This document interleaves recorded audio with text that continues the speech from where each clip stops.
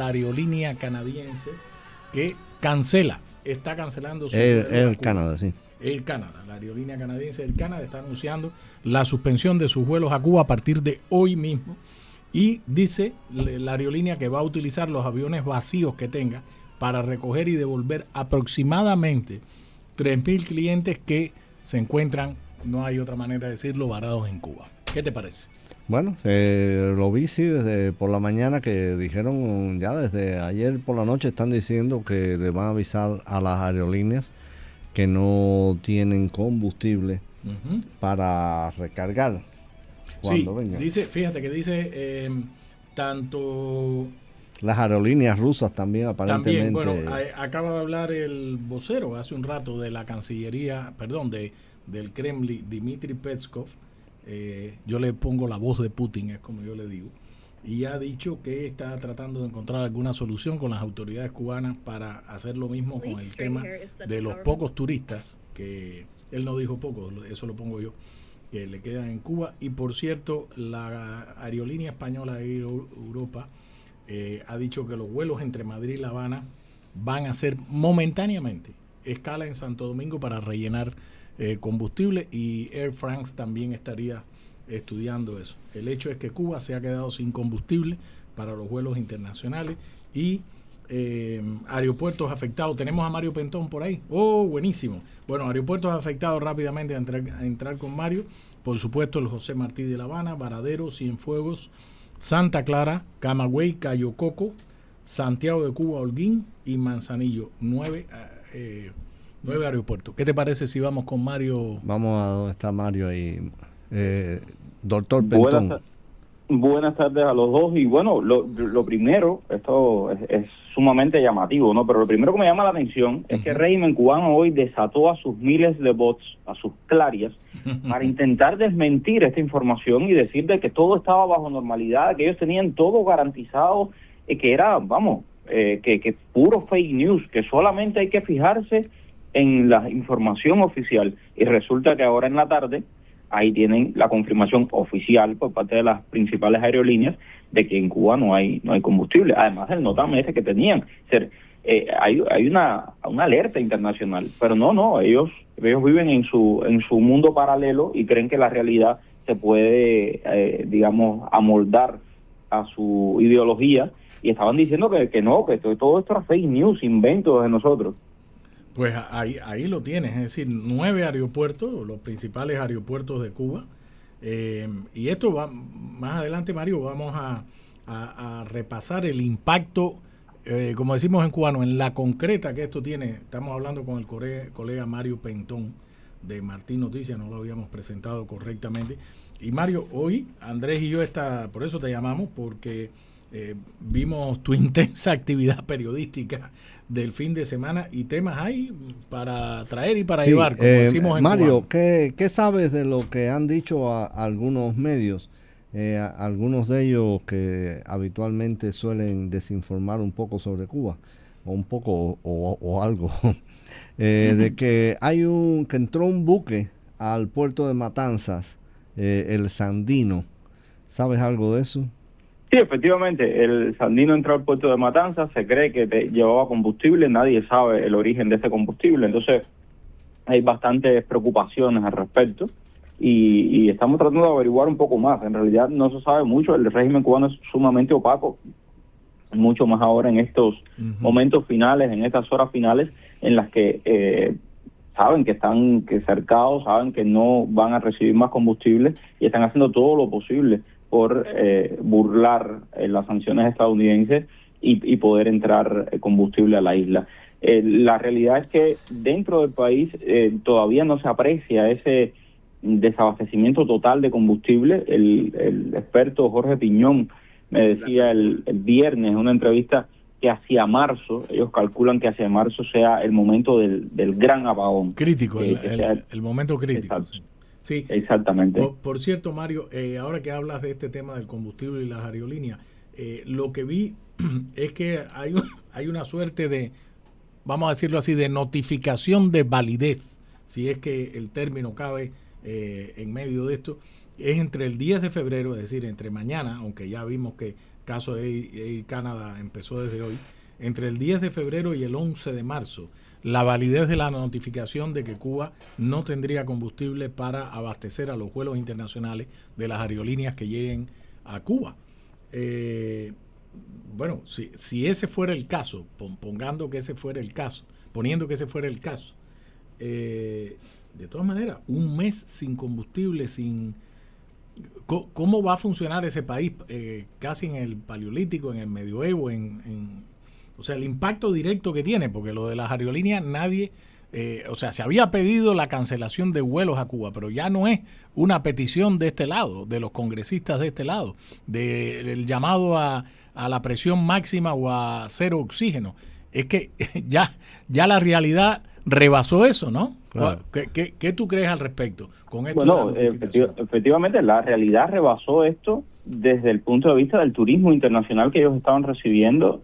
Ahora, el turismo cubanoamericano, es decir, vienen más medidas, que nadie crea que no van a venir más medidas. Correcto. El presidente Trump ha sido claro, tienen que sentarse a la mesa de negociación, les guste o no, no tienen otra opción. Y yo creo que el régimen cubano se resiste a creer de que no tiene otra opción.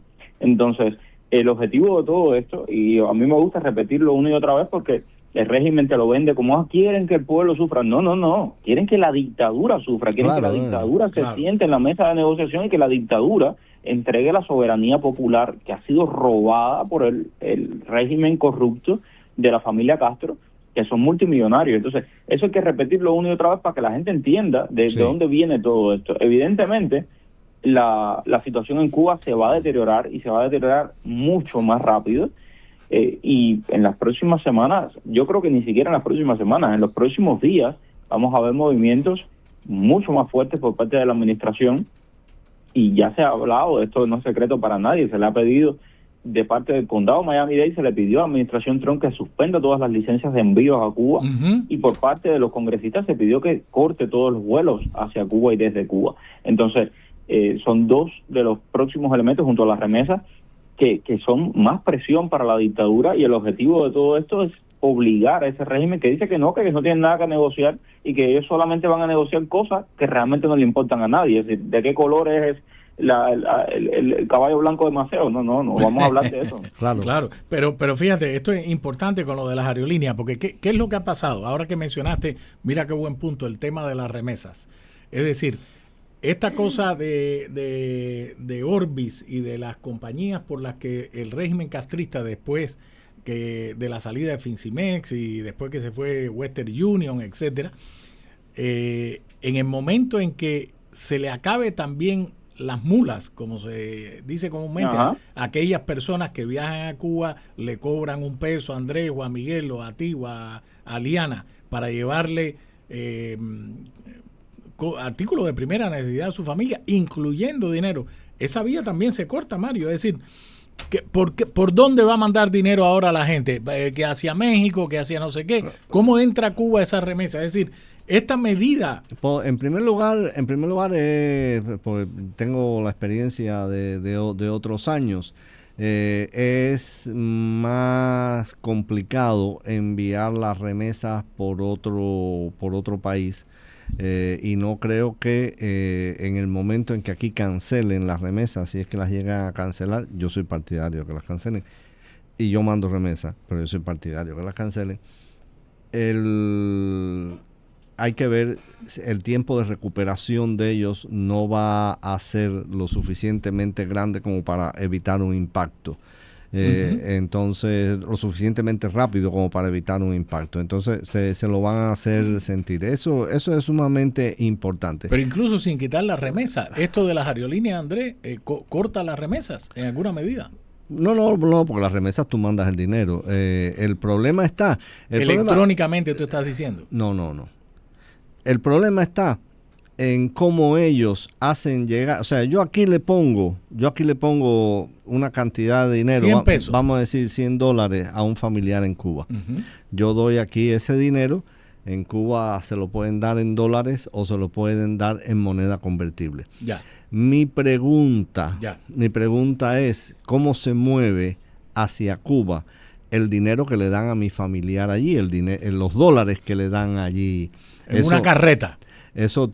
Claro, no, o sea, los dólares, si los $100 que yo le mando de aquí a un familiar, ¿cómo llegan a Cuba? Yo supongo que eso es a través de operaciones bancarias con bancos europeos, con lo que sea, y que de ahí vuelve allá. Eso sí, pero si cortan el mecanismo propio, para eso tienen que irle arriba de una manera u otra a las agencias de viaje y envío que operan como si fueran propiedad del gobierno cubano. O sea, no hay, ya sabemos, no hay ningún dueño de agencia de viaje que sea opositor, y probablemente no haya ningún empleado de una agencia de viaje que sea opositor franco al castrismo. Entonces, bueno.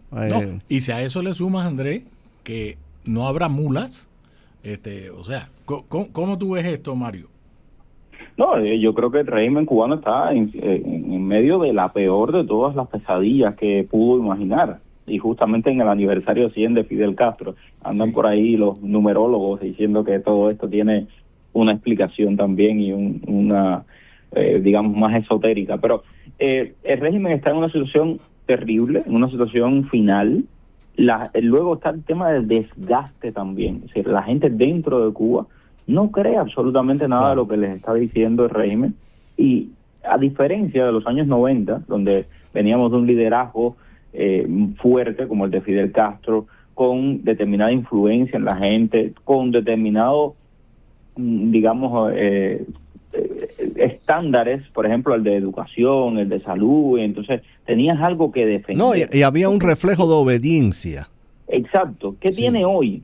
¿Qué tiene hoy el régimen cubano para ofrecerle a la gente y para decirle tienes que pelear por esto? Absolutamente nada. Es decir, nadie cree en nada de lo que el régimen está proponiendo.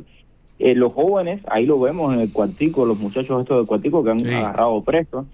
Los jóvenes lo único que quieren es libertad, y lo dicen abiertamente, incluso aunque eso les pueda costar la cárcel. Entonces, la dictadura lo sabe, su tiempo ya pasó, y veremos qué es lo que finalmente deciden, ¿no? Yo creo que más tarde o más temprano van a tener que hacer esa llamada. Ellos tienen el número de Marco Rubio, no entiendo por qué se han demorado tanto en hacer esa llamada. Es decir, ahora que mencionas eso, en el escenario hay 3 posibilidades, o quizás 4, una tercera derivada. Una, la que acabas de decir, oye, Raúl, lo sentimos, nosotros vamos a llamar a Marco Rubio, vamos a sentarnos a hablar con la administración Trump para buscar una salida, una negociación. Esa salida, de manera inexorable, va a representar el desmontaje del régimen totalitario que existe. De una manera u otra va a representarlo. Segundo escenario, una fractura interna de esos mismos tipos que todavía soportan a la dictadura. Es un escenario probable también. Tercera posibilidad, en ese caso de una implosión, una protesta masiva igual o mayor que la del 11J, que ahí tienen 2 posibilidades, Mario. Una, llevar a uno de los 2 estadios anteriores, o una negociación directa o una fractura, o la otra posibilidad es que sean tan locos y tan malvados como lo son, que dicen voy a reprimir, voy a controlar, y en esta cosa de territorializar el país, eso voy a ejercer control y más represión, más, bueno, acabas de mencionar lo del cuartico, esa es una posibilidad. Y derivado de ella, si eso se convierte en una crisis humanitaria a gran escala, podría haber una intervención humanitaria también, eso no se descarta, y además la comunidad internacional está cansada, incluso los más tibios, los más cercanos a la dictadura. Nicaragua canceló los visados cubanos. Eso le iba a Mario. Sí. Cuéntanos un poco qué fue lo que pasó hoy en la embajada de Nicaragua en La Habana, Mario. Cientos de personas llegaron allí. Bueno, a ver, espérate, pero yo tenía un viaje planificado y tengo todo. Se decidió el sábado por la noche el régimen de Ortega, que sencillamente está tratando de pasar desapercibido. Indudablemente, claro. Ellos están viendo las bardas o las barbas, como quieren llamarle, de su vecino arder, y están viendo las suyas en remojo. Entonces, dice, no, espérate, a Trump no lo podemos disgustar de esa manera. Oye, yo recuerdo, durante 4 años bajo la administración Biden, le estuvimos haciendo la misma pregunta a la administración, y ustedes le han pedido a Nicaragua que cierre el puente aéreo que hay y que provoca esta migración masiva en la frontera sur, y siempre decían, no, sí, y estamos poniendo sanciones, y hemos sancionado, y sancionamos a fulano, y sancionamos a la aerolínea tal, y a la aerolínea más cual, y nada, se burlaban de ellos en su propia cara, y se burlaron hasta tal punto que quienes organizaron todo este éxodo masivo para quitarle la presión a Cuba, al régimen cubano, fueron hijos y nietos de los dirigentes cubanos que viven en Miami, que tienen empresas que hicieron millones de dólares con la inmigración masiva. Y ahí están. Entonces, y también, por supuesto, el régimen de Ortega se enriqueció con esto, y el régimen de Maduro. Con Trump, mira, le dijo, quita el libre visado, y quitó el libre visado al momento. O sea, la diferencia, la política, la diferencia de acción, yo creo que después del 3 de enero, todo el mundo está muy claro en América Latina que las cosas no son como eran antes. De hecho, y tú hablabas del apoyo al régimen cubano. ¿Quién ha salido a defender al régimen cubano? ¿Dónde están los barcos de petróleo saliendo desde México hacia Cuba? Claro. ¿Dónde están los barcos de petróleo saliendo de Colombia, que también es exportador de petróleo, hacia Cuba? De Ecuador, de Brasil, que también es exportador de petróleo. ¿Dónde están? O sea, ¿dónde están los chinos y dónde están los rusos? Como dice la canción esa. Ninguno. Y el régimen lo sabe. Están solos. Sí, y fíjate, ahora que mencionas esto de Nicaragua es interesante, porque yo recuerdo que tú y yo fuimos por lo menos un par de veces a reuniones con Brian Nichols, entonces era el subsecretario de Estado para Asuntos Hemisféricos. Y bueno, una vez lo bombardeamos con el tema de Venezuela, que iba a hacer la administración Biden si el régimen de Maduro no respetaba los resultados de las elecciones del 28 de julio del 2024. Y yo recuerdo que exactamente, porque esto del visado, la exención de visado a ciudadanos cubanos que tenía Nicaragua desde noviembre del 2021, yo recuerdo que tú le preguntaste a Nichols esto, bueno, ¿y por qué ustedes a Nicaragua, por qué no le exigen esto si se están quejando del tema migratorio? Y francamente nunca respondió de manera directa ni a lo de Venezuela ni a aquella pregunta tuya sobre lo de Nicaragua.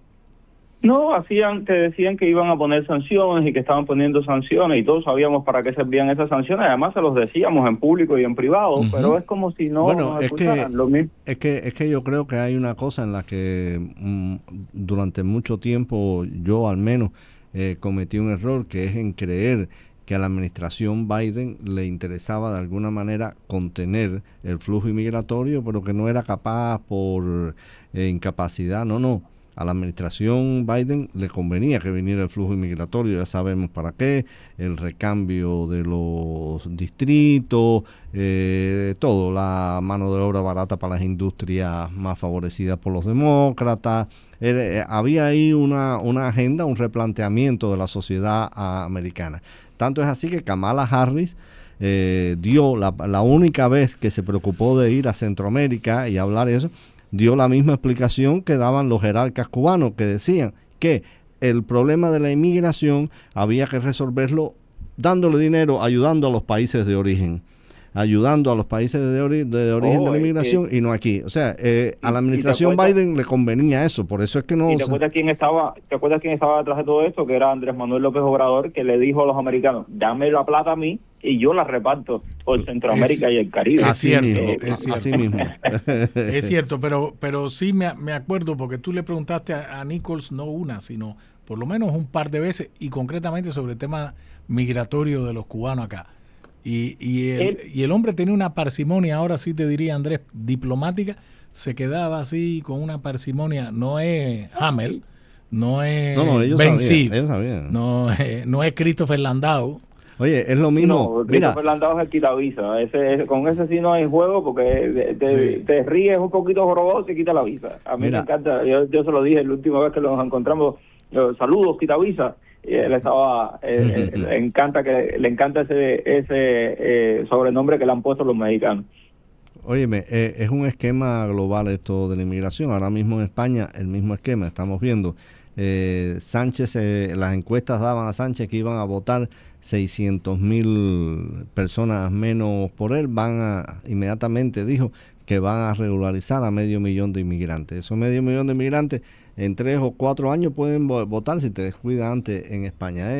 Por eso es que Nichols y esa gente no es que no tenían la capacidad para entender lo que estaba pasando en la frontera, tenían toda la capacidad para entenderlo, lo que pasa es que formaba parte de otra agenda. Hablando de los escenarios posibles, yo sospecho que teniendo en cuenta la mentalidad de los jerarcas cubanos y la actitud tradicional de ellos por 60 años, más de 60 años, de mete el pie a ver hasta dónde aguanta el otro. Ellos, aun cuando quieran negociar, van a esperar a que las cosas se pongan extremadamente difíciles, porque sospecho yo que ellos creen, y probablemente se pueden equivocar, hay una posibilidad de que se equivoquen, que ellos creen que mientras más difícil esté la situación del pueblo, más prisa va a haber en Estados Unidos por negociar con ellos para no tenerse que hacer cargo del paquete completo, para no tener que mandar marines a cuidar La Habana Vieja, y entonces que ahí ellos van a conseguir algo mejor que si negocian ahora. Para mí ese es un escenario posible que ellos pueden estar contemplando. Mario. Y luego está el tema, perdón, y luego está el tema también, el tema también de lo que están esperando, que son las elecciones intermedias. Sí. Un punto, y es evidente, es que el trabajo de ICE le ha ganado muchas personas, le ha quitado el apoyo de muchas personas a la administración Trump. Pero hoy estaba viendo un reporte de CBS News que decía que solamente el 14% de los más de 400.000 detenidos de ICE tenían antecedentes penales o tienen antecedentes penales. Y evidentemente, por ejemplo, en nuestra comunidad hemos visto lo que ha pasado deteniendo gente que no son delincuentes, etcétera, etcétera. Entonces, eso ha sido muy criticado y el régimen cubano no solamente lo sabe, sino que también lo explota. Y solamente hay que entrar y ver el trabajo que hacen los bots, las cuentas falsas, lo que le llamamos clarias del régimen cubano, repitiendo esto una y otra vez y metiéndose en la política local americana y tratando de influir en las elecciones. Entonces, el régimen cubano está intentando esperar hasta noviembre, lograr que en noviembre haya un cambio que les permita a ellos sobrevivir un poco más y que le aflojen un poco la soga. Lo que no sé si llegarán a noviembre, no creo. Esa yo creo que forma parte del cálculo también. Pero además, pongamos el escenario que los republicanos pierden muchos escaños en la Cámara Baja y algunos en la Cámara Alta, por esto que acabas de señalar. O sea, que pierden las mayorías. Pierden la mayoría. De todas maneras, la política exterior de los Estados Unidos está en manos del Poder Ejecutivo, según la propia Constitución de aquí. Eso es número uno. Número dos, lo que tú acabas de decir, Mario, no creo que lleguen allá. Ahora, en el escenario que estaba pintando Andrés, estos tipos pueden estar también un poco locos y tratar de llevar esto a una situación tan crítica que tenga Estados Unidos que tomar una decisión y entonces ahí de nuevo poner la retórica del intervencionismo, del imperialismo yanqui y de todo eso. ¿Tú crees que en aquellas cabezas calenturientas del castrismo quede esa idea, Mario? Yo creo que sí, ellos van a hacer todo lo posible por aguantar. Es decir, el régimen cubano es un régimen que, lleva 70 años ahí, han sabido sobrevivir a todo y ellos quieren seguir gobernando Cuba y beneficiándose. Y las redes que se han destapado ahora mismo con esto de la captura de Maduro, ¿no? Las redes que se han destapado de todo lo que estaba detrás de Venezuela. Oye, llega hasta España, llega hasta... A todo, llega a todo. En Qatar. Es decir, estamos hablando de redes globales. Una mafia. Que se benefician de esos regímenes. Una mafia, literalmente una mafia. Sí, mira, yo sí que no creo que sean cabezas calenturientas. Yo creo que son ladrones con un sentido de la realidad bastante amplio, de la realidad, sobre todo de la realidad norteamericana. Que pienso que ellos dirán, mientras más difícil se ponga esto, más susto va a haber en Estados Unidos de que van a tener que meter tropas, de que van a tener que hacer cargo de eso, y de todos modos vamos a tener que negociar, pero a lo mejor en un momento de crisis suprema conseguimos un mejor trato que ahora. Y llevar eso hasta el final a ver qué pasa. Y si tienen que reprimir, Andrés, si hay... Oye, Miguel, si tienen que reprimir, reprimen. Un 11 de julio de nuevo, yo creo que ahí sí La Habana no aguanta más, como dice la canción. Vamos a esto. Si tienen que reprimir, reprimen. Ahora, ¿cuál es la respuesta del pueblo? Es lo que siempre está por ver. También. Y la respuesta de los Estados Unidos. Y la respuesta de los Estados Unidos. Mario, ¿puedes